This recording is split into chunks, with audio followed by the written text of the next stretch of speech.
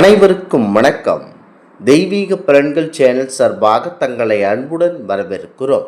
இன்று நம் காணொலியில் காண விரும்புவது வைகாசி மாதம் அதிர்ஷ்டம் தரும் அமாவாசை சிறப்புகளை பற்றி இந்த காணொலியில் பார்க்கலாம். வாருங்கள் காணொலிக்கு செல்லலாம். மறக்காமல் ஒரு சப்ஸ்கிரைப் செய்யவும். வைகாசி மாதம் அமாவாசை என்பது பரம்பொருள் முன்னோர்களின் ஆசியை பெறவும் கர்ம வினைகளை போக்கவும் மிகவும் சக்தி வாய்ந்த திருநாளாக இந்த அமாவாசை பார்க்கப்படுகிறது. இந்த தினத்தில் நதிகளில் புனிதமாக நீராடி பித்ருக்களுக்கு தர்ப்பணம் கொடுப்பதும் பரம்பொருள் விஷ்ணு பெருமான் மற்றும் சிவபெருமானை வழிபடுவதும் குடும்பத்திற்கு அளவில்லாத நன்மைகளையும் செல்வ செழிப்பையும் பெற்றுத்தரும். குறிப்பாக இந்த முன்னோர் வழிபாடு குலதெய்வ வழிபாடு அனைத்திற்கும் மிகவும் சக்தி வாய்ந்த திருநாள் தான் இந்த அமாவாசை திருநாளாகும்.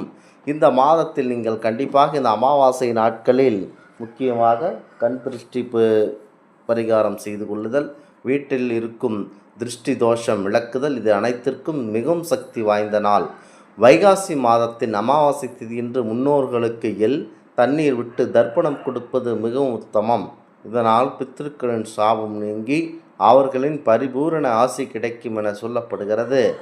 மாதவ மாதம் என்று வைகாசி அழைக்கப்படுவதனால் இந்த நாள் மகாவிஷ்ணுவை துளசி மாலை சாற்றி வழிபடுவது குடும்பத்தில் எண்ணற்ற இன்னல்கள் இருந்தாலும் அனைத்தையும் நீக்கி நிலையான செல்வத்தை வாரி வழங்கும். அமாவாசை என்று கடல் அல்லது புனித நதிகளில் புனிதமாக நீராடுவது நம் உடலையும் மனதையும் தூய்மைப்படுத்தி நேர்மறை ஆற்றலை அதிகரிக்கும். இந்த தினத்தில் ஏழை எளியவர்களுக்கு அன்னதானம், உடை அல்லது தண்ணீர், மோர் போன்றவற்றை தானம் செய்வது புண்ணியத்தை வரவழைக்கும். காலையில் எழுந்து நீராடி உங்கள் வீட்டு அருகில் உள்ள கோயிலுக்கு சென்று இறைவனை வழிபட்டு வரலாம். முக்கியமாக முன்னோர்கள் நினைவாக பசுவிற்கு அகத்திக்கீரை அல்லது உணவு வழங்குவது சிறப்பம்சம்.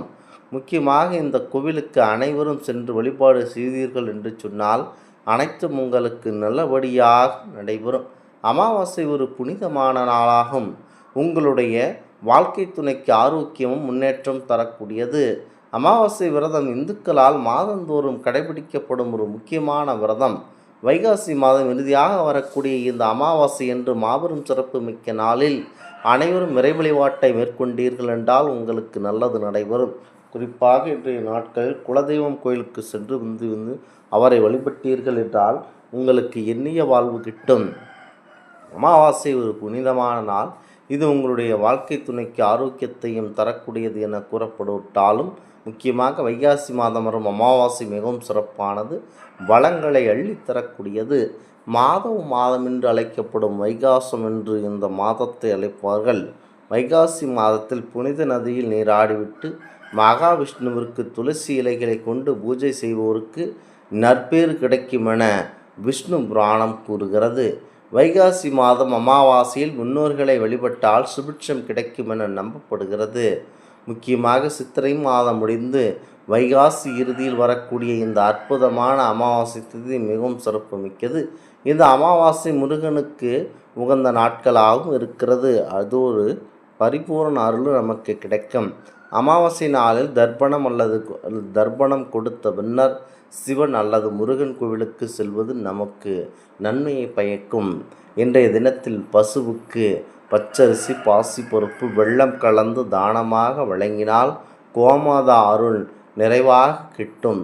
மேலும் வைகாசி அமாவாசை வழிபாடு நீண்ட ஆயுள், செல்வ வளம், ஆண் குழந்தை பாக்கியம் கண்டிப்பாக தரும். அமாவாசை தினத்தில் ஆண்கள் விரதம் இருந்து தர்ப்பணம் கொடுக்க வேண்டும். அதே நேரத்தில் சுமங்கலி பெண்கள் கண்டிப்பாக அமாவாசை விரதம் இருக்கக்கூடாது என சாஸ்திரங்கள் சொல்லுகிறது. பெண்கள் அமாவாசை விரதம் இருப்பதில் சில விதிமுறைகள் நிறைந்திருக்கின்றன. முன்னோர்களுக்கு பிடித்த உணவுகளை மதிய உணவிற்கு பிறகு சமைத்து அதை மறைந்த முன்னோர்களுக்கு புகைப்படங்களுக்கு பொட்டு வைத்து பூ வைத்து படைக்க வேண்டும். அவ்வாறு சமைக்கும் காய்கறிகளில் சிலவற்றை பயன்படுத்தக்கூடாது. அதேபோன்று சில காய்கறிகளை சேர்த்து சமைத்தால் வீட்டிற்கு நன்மை உண்டாக்கும் என்பது ஐதீகமாகும். மறைந்த முன்னோர்களுக்கு தர்ப்பணம் கொடுக்க ஆடி அமாவாசை, புரட்டாசி அமாவாசை, வரும் மகாலய அமாவாசை, தை அமாவாசை போன்ற அமாவாசைகள் சக்தி வாய்ந்தன. அதற்கு இணையானதான் இந்த வைகாசி மத அமாவாசையாகும். இன்றைய தினம் ஒரு அரச மரத்தின் கீழ் கடுகு எண்ணெய் தீபம் ஏற்றுவது நல்லது. காலையில் சீக்கிரம் எழுந்து சிவபெருமானை வணங்க வேண்டும் மற்றும் விஷ்ணுவையும் வணங்க வேண்டும். பூமியில் ஒரு முக்கியமாக பால் ஊற்ற வேண்டும். ஒரு பாக்கெட்டாக இருக்கலாம், ஒரு ஸ்பூன் பால் ஊற்ற வேண்டும். அது உங்கள் வாழ்வில் இடையூறுகளை தாண்டி உதவும். சனி கோயிலில் கடுகு எண்ணெய், கருப்பு உளுந்து, இரும்பு துண்டு, நீல மலர் தானமாக கொடுத்து வணங்கவும். சனி மந்திரம் 101 முறை கூற வேண்டும். முக்கியமாக இந்த மந்திரத்தை கூறினால் அனைத்தும் உங்களுக்கு நல்லபடியாக நடைபெறும். முக்கியமாக இது கோபம், கெட்ட பலன்கள் ஆகியவற்றை நீக்கும். பசுமாட்டிற்கு பழங்கள் வழங்கலாம். இதனால் குடும்பத்தில் அமைதியும் ஒற்றுமையும் ஓங்கும். நீரில் எல்லை கரைத்து வேண்டிக் கொள்ளலாம். முக்கியமாக இந்த நாளில் ஒரு நல்ல காரியமும் செய்யக்கூடாது. முக்கியமாக துளசி இலையை பறிக்கக்கூடாது. இந்த நாளில் இறைச்சி, முட்டை, மீன், வெங்காயம், பூண்டு உண்ணக்கூடாது. நீண்ட தூரம் பயணம் செய்யக்கூடாது. வாழ்க்கையில் முக்கிய முடிவுகளை எடுக்கக்கூடாது. வீட்டில் சண்டை சச்சரவு வரக்கூடாது. கடுமையான சொற்களை பயன்படுத்தக்கூடாது. சந்திர காயத்ரி மந்திரம் சொல்ல வேண்டும். 21 முறை மூக்கின் இடது நாசி வழியாக சுவாசிக்கவும். அப்போது வலது மூக்கை மூடிக்கொள்ள வேண்டும். இடது காலை முதலில் எடுத்து வைத்து வெளியே செல்ல வேண்டும். இவ்வாறு செய்தீர்கள் என்றால் உங்களுடைய வாழ்க்கையில் அனைத்தும் நல்லபடியாக நடைபெறும். முக்கியமாக அமாவாசை என்று செய்யப்படும் இந்த குலதெய்வ வழிபாடானது மிகவும் சக்தி வாய்ந்தது.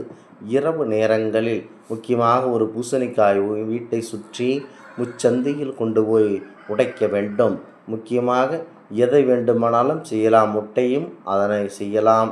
திருஷ்டி கிழிக்கலாம். குழந்தைகளுக்கு திருஷ்டி சுற்றி போடலாம். இன்றைய நாள் அவ்வளவு சிறப்புமிக்க நாளாகும். முக்கியமாக அமாவாசை என்றாலே அது திருஷ்டிக்கான நாட்களாகும். எந்த அளவிற்கு தெய்வீக சக்தி நிறைந்திருக்கிறதோ அந்த அளவிற்கு தீய சக்திகளும் நிறைந்திருக்கும். ஆகமையினால் இன்றைய நாட்களில் நீங்கள் எந்த ஒரு ஆன்மீக காரியத்தில் ஈடுபட்டாலும் அது பன்மடங்கு பலன்களை நமக்கு தர வல்லது. இந்த ஆன்மீக தகவல் உங்களுக்கு பிடித்து இருந்தால் தெய்வீக பலன்கள் சேனலை கண்டிப்பாக சப்ஸ்கிரைப் செய்து கொள்ளவும்.